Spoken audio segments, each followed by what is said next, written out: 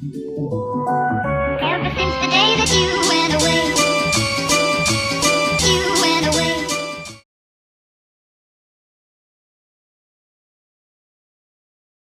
Hi guys, my name is Andra and I make commentary and sometimes lifestyle videos.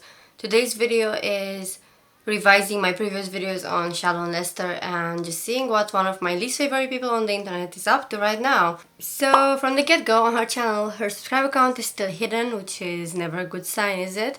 And a lot of her videos still have the same horrible, vicious, mean girl-esque titles that she's always had.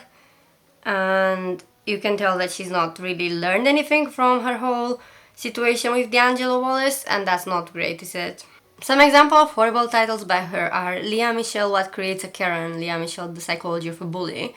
It just sounds like you're talking about yourself at this point, like I don't get it. Meghan Markle, 9 Traits of a User. We're definitely gonna watch this one because I know she has a bias against Meghan.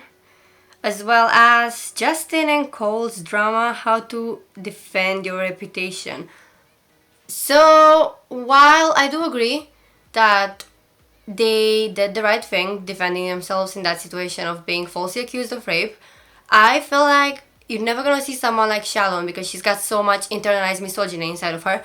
You're never gonna see her make a video how to take care of women, how to provide the right counseling or therapy for rape survivors. You're never gonna see her do that because she hates women. And that is something that you can tell. Just because she's a woman, it doesn't mean she cannot hate women. There's a lot of internalized patriarchal stuff. Gender roles, toxic masculinity, these are things that women can inherit as well and project them onto other people. And I feel like SHALLON is a very, very good example of women who don't like women. Just simply judging by the fact that she only likes the women that resemble her. So she thinks of Hailey Bieber as someone who looks like her, but I don't see it. But without saying that, I still feel like she just like projects onto these women that she thinks they are similar to her, and she likes them, but she doesn't like anyone who doesn't resemble her. So she likes herself, but she doesn't like women in general, if that makes sense. Other videos are Demi's doomed engagement, 3 signs you're rushing in. It's really not your problem. If Demi Lovato wants to rush in, I don't like her, but if she wants to do whatever, it's her fucking life. Like, who are you to judge and say that it's too fast? For different people have different paces in life and different goals. Like, just because you're 40 or whatever and you're not even married, like, it doesn't give you a position to judge others. And then Jada's red table talk, lie when your ex gaslights you. If Will Smith is fine with being back with her, and if this thing happened a while ago and they both resolved it and they just want to address it publicly, I have a lot of thoughts about that discussion, and I feel like they both shouldn't have approached it so publicly. But if they want to own up to it and if they want to be held accountable, then why are you saying that he's being gaslit? He's a grown and very emotionally mature man. He's not a baby, he's not stupid, like don't baby him like that. Vanessa Morgan, when you get blindsided by a breakup, I think she's fine after the breakup. If she wants to have a child and she wants to raise that child alone, who are you to judge? One more time. Kim leaves Kanye, how to get unstuck and move on. Kanye's meltdown, should you leave a broken man? So here is where I take big offense with that. Someone with a mental illness is not a broken person. You continue to have the same biases against mental illnesses, and like that's one of the things that I don't like about SHALLON. Is like she continues to just hate on people because of something that they cannot control. While I do agree that maybe it's bad that Kanye is not taking his medication, so obviously he is not responsible with his own health, but mentally ill people rarely are happy with the medication. Even if they take it reluctantly. I used to take antidepressants and they made me feel like shit, like I couldn't feel any emotions. I was like a vegetable and I felt like I was like sleepwalking through life and I hated it, but I still continue to take them. But some people don't because they don't like the way it makes them feel. Especially as a creator, as an artist, you don't want that creativity to be shrunk by something that is chemically induced into your body. So I can partially understand. Kim has no obligation to be his rehab, that's fair enough, but I take issue on the usage of the word broken in this situation because I don't feel like it's appropriate. So she said she's moving to this other platform, which is called Imstream. just to talk about things more uncensored. And she actually did a blowjob tutorial, which makes me very uncomfortable. I didn't watch it, but like, why would you do a tutorial on that? I'm not saying older women shouldn't be sexual beings, but like, just because she's in her late 30s or early 40s, it doesn't mean that her audience is that age group. I feel like a lot of people who watch her are teenagers, and you shouldn't really... While you should normalize sex for teenagers, it's like a fine line between educating people and just being inappropriate. And her whole skewing of the age of consent kind of thing, like, well, yeah, but 17 is the age of consent. You are 40. 17 is inappropriate. Even though it may be legal, it's still a big imbalance of power. And the way that she's coming across to these teenage girls that she's talking to, she's not an educator. It's just inappropriate, in my opinion. It's like too far. You should normalize it if it happens, but you shouldn't make it an aspiration, if that makes sense. So like, sex shouldn't be the goal of a teenager. It should be a normal thing that, like, if it happens, it's no biggie. Like, parents shouldn't disown you over it, but at the same time, it shouldn't be the center of the universe. That's what I'm trying to say, I guess. I don't really know how to phrase it, but yeah, hopefully you understand what I meant.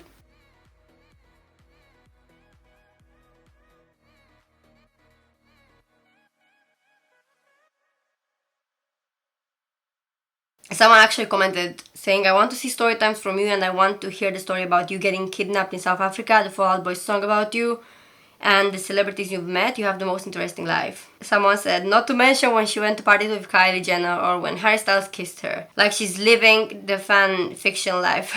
And she posted this like book club or something with the book called Why Men Love Bitches. And obviously that is sexist, and I don't really understand the concept of making a book about being a strong, independent woman, but that book is about how to get men. So if you're a strong, independent woman, but your whole life revolves around getting men, then are you really strong and independent, or are you just needy and suffer from not like other girls syndrome? Like, I don't get it. Make it make sense. And she also posted this story time of her moving from New York to, I think, Montana. This really looks like you are running away from something bigger than you are willing to talk about, and 100% I agree. I feel like her job is probably a little bit, well, not going well, probably like going downhill. Money-wise, I don't think she's as rich as she was before the scandal. I feel like a lot of people have left her, which is why she is not making her subscribers public like they were before.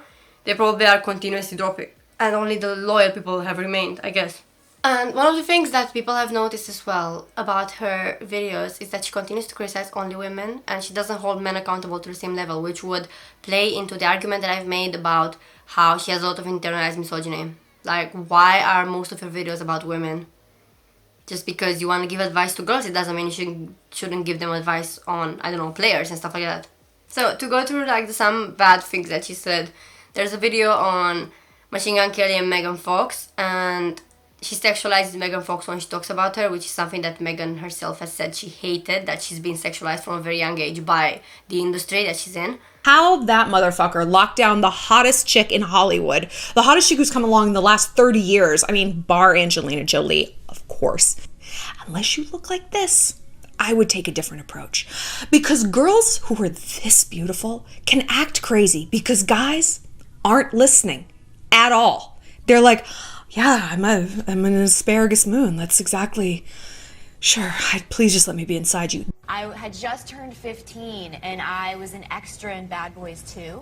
Really? And yeah, they were shooting this club scene, and they brought me in, and I was wearing a Stars and Stripes bikini and a red cowboy hat and like 6-inch heels.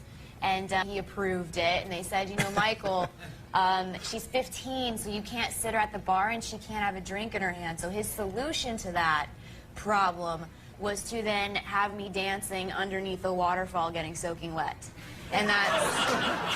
Perfectly wholesome? At 15, I was in 10th grade. So that's sort of a microcosm of how Bay's mind works. Yeah, well, that's really a microcosm of how all our minds works, but some of us have the decency to repress those thoughts and pretend that they don't exist. Right. So I feel like doing this same thing again is something that Megan personally wouldn't like if she were to see it, so I don't understand why you have to do that.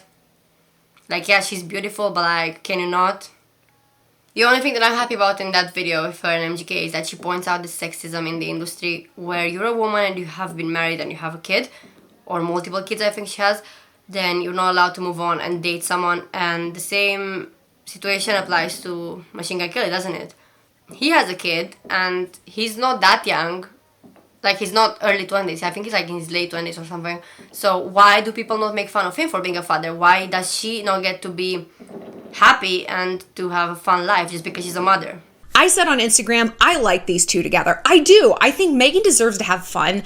Like, people are always like, Megan Fox is such a slut. Is she? Because she's been married for like 10 years. Like, she's not very old. She's in her 30s. I'm trying to find out how old she is. Yeah. She's not very old. And like, she's had 3 kids. She's been wifey and mommy. Like, let her live. And someone commented when I put the question out on my Instagram, like, what topic do you want? And people were like, this is such a bad look for her. Like, this isn't cute. She's a mom. And she's a mom and she's what? She needs to fill her vagina up with cement so that she can't ever have sex or fun again? What? No one thinks that about a guy. No one thinks that about a guy. MGK's a dad. Is anyone like, oh, he should be home on sex. He should be needle pointing.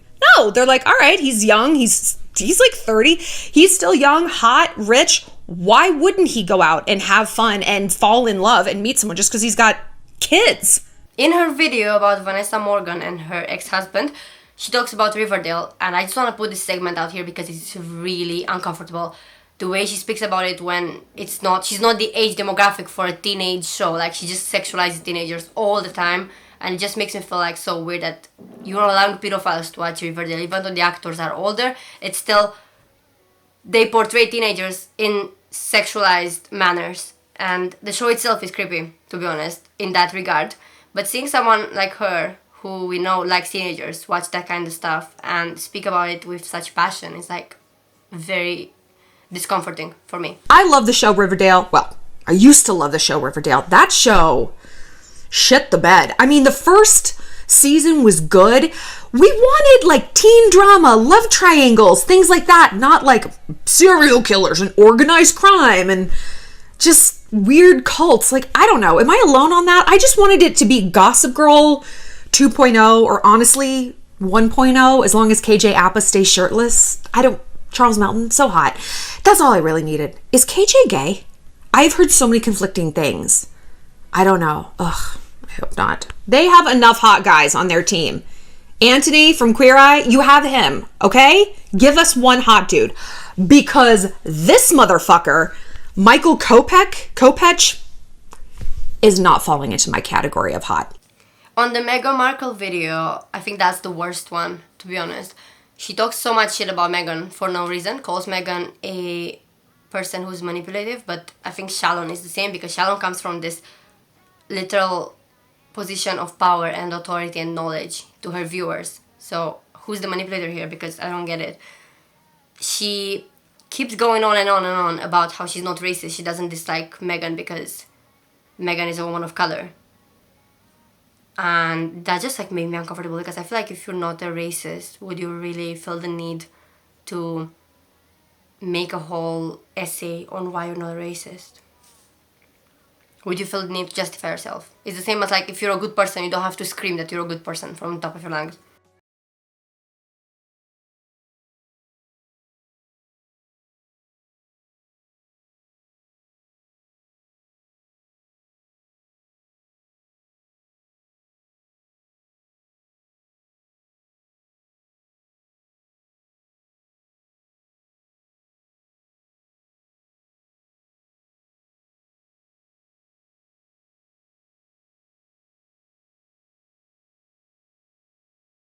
She brings up the whole Ellen's psychopath thing again and doubles down on why she did that video instead of saying that she was wrong. And she pretty much talks shit about her critics once again, as always. That is so true. That is so true. I mean, especially for me, like given what I do for a living and being so public, it's like people, you're going to see them in the comments. You're going to see them in the comments. Shallon, like whatever they're gonna say, and it's like, why are you here? Why are you here? You're committed to misunderstanding the Shallontrage, misunderstanding the message. You're committed to getting nothing out of this. So just be on your way. She also talks shit about Lea Michele with no proof, again saying my sources have told me something, like you haven't really learned from that, have you? She calls her a bad person when obviously Shallon is the same. She has moments when she victimizes herself. I don't like racial stereotypes against my race any more than anyone likes racial stereotypes against their race, because you look at those stereotypes and you're like, well, that's not me, and that's not the people I know, and I don't act like that, and my mom doesn't act like that, and her friend. So I really don't want people to think that that's the way just white people are. And it's hurtful. And it's then when I see Karens, they make me so mad, because I'm like, do you fucking know what you're doing to us? She quotes Jeffree Star, and literally part of that video with Lea Michele reminds me of Jeffree Star's apology, saying about Black Lives Matter, like randomly, and then quoting the, if you realize the problem, you can be the solution, or something like that. That's what Jeffree said as well. And we're all either part of a problem or part of a solution. When you accept that you are the problem, you can become the solution. I've been entitled. I haven't been this entitled, insane Karen in Central Park calling the police on a peaceful black man bird watching who asked you to put a leash on your dog. Breonna Taylor still has no justice. Black trans women are being murdered every day and the news is silent. Elijah McClain Has no justice. And the countless other people who are murdered every single day while everyone just goes about their business like nothing's happening. There is nothing more grating in this world than an apology that's, sorry you feel that way. Sorry you're so crazy that you're all mad I sucked your boyfriend's dick. Like, sorry you have such a problem with me punching your dad. It's such like, it's gaslighting. It's gaslighting. Like, And on the Lea Michele videos specifically, she's received a lot of comments that were similar to her attitude, like shaming Leah's looks and stuff like that. I feel like why we should hold people accountable, we shouldn't make fun of their looks like ever. It's just not appropriate. And it does nothing to further the argument. Actually, it invalidates what you're saying about their personality when you make fun of their looks, because it makes you sound bitter. one reporter at Us Weekly was like, her attitude does not match that face, honey. You're gonna be a monster, you better be hot. And I was like, that's not inaccurate. He's not wrong. He's not wrong. And with the Lea Michele thing as well, her book is filled with microaggressions, Shallon's book. Especially towards my people, actually. My people, being Romanians, we are often put together with Roma people. There is a slur that is synonymous with traveler that they get called. And by extension, we get called that slur. And although I don't think anybody should get called anything that is bad or hurtful, I feel like it's especially wrong when it's not even about us. So that slur is wrong. It's wrong for them as well, but it's more wrong for us because it's not ours. If that makes sense. It's like when people use Chinese slurs for Vietnamese people. Like, it's not their slur. Like, you know what I mean? Like, make it make sense. Why do you put everyone together in the same box? And I'm just gonna leave you with the comment that I wrote about that, because I can't like justify myself right now with the whole thing. I can't go over it again, why it's wrong to say that, and why it's wrong to stereotype Romanians as not knowing how to speak English, grammatically correct English especially. So yeah, you'll just see that for you on the screen.